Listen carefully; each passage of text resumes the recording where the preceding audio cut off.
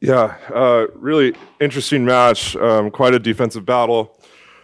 Our team did a pretty phenomenal job blocking, and the kills that UCLA got tonight, they really earned by going over the top or something pretty special. And so, I thought our team stepped up defensively, executed game plan really well. And offensively, we were super balanced. I thought that was a great sign for us. 3 pins around 30 attempts. Would love to get our middles going, but they were in a very neutral read against us, and so they were able to help pretty effectively against their middle attack. And so we started going pin to pin. And anytime you can be right at an average of 28 or 29 between your 3 primary pins, I think that's a pretty balanced offense. So good job by Cora keeping balance tonight. Coach, that first set was your largest margin of victory in a set this year. What was working for you there?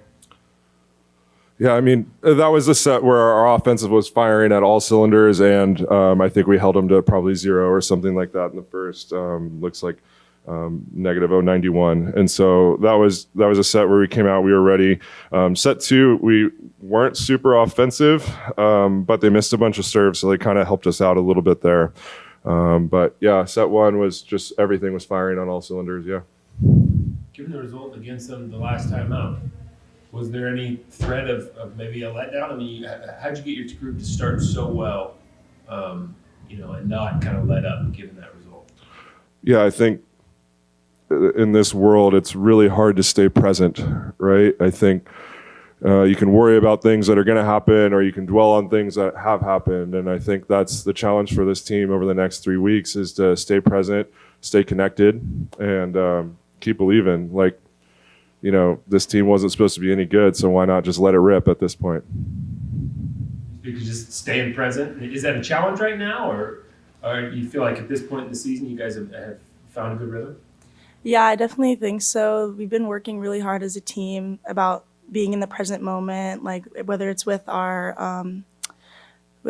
Sue. She's a really wonderful person. She, what do we call her? I forgot what to say. Just Sue. Her name hi, is Sue. her title. Yeah.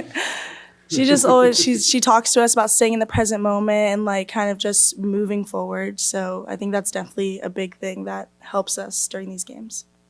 At the end of the last set was really tight. I don't think either team led by more than a single point in those last few minutes, and then you guys were able to pull ahead at the end. What went into coming out on top in that final set? Yeah, I think after 20 execution was really good. I thought we had a couple service runs. I think 3 aces in that set in a row. Mm-hmm. Yeah, you knew that, huh? And so I think this team has the ability to rip it from the service line, and we went on a run to get back in it, and then we were able to execute defensively after 20. There's been moments where you've been up here expressing some frustration and an inability to close out when you're right there with somebody. What is your group figuring some things out as you get close to the home stretch here? Yeah, maybe we're just trying to be good tomorrow. How much better can we get tomorrow? Let's celebrate this tonight. Let's braid in some of the belief that we're starting to get from external people, and our story, I think, is starting to be told more and more through the volleyball world right now. And I think Alanah's story is starting to be told more and more. And I think this is a really special thing that's happening here in Eugene. And again, appreciate all the fans that are coming and joining us and having such great crowds and home environments.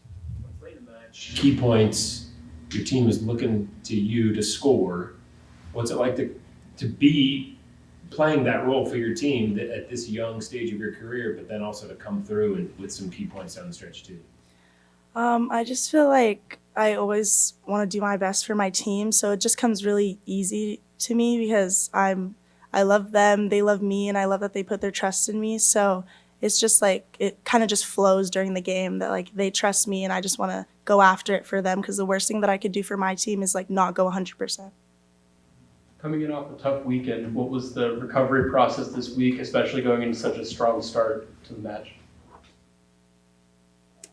Nothing changes for us week to week based on previous results. I think We were bummed about our performance at Washington. I thought we did really well for 2 sets at Nebraska, and I think this team is much more reliant on, are we playing well, and what are the things that we can double down on, or are we not playing well in a match, and what are the things that we need to address and get in the gym and move forward with. Alanah, on that note, was there any different energy in that first set when the points kind of started to stack up there? Definitely, we were all super excited, just ready to go after it because we did previously play that team. So it was definitely like really, we were all fired up, ready to go. Coach, you said after the Wisconsin game that you're in a state of transition, but it means more like acceleration. Do you feel like you're still accelerating forward? Yeah, 100%.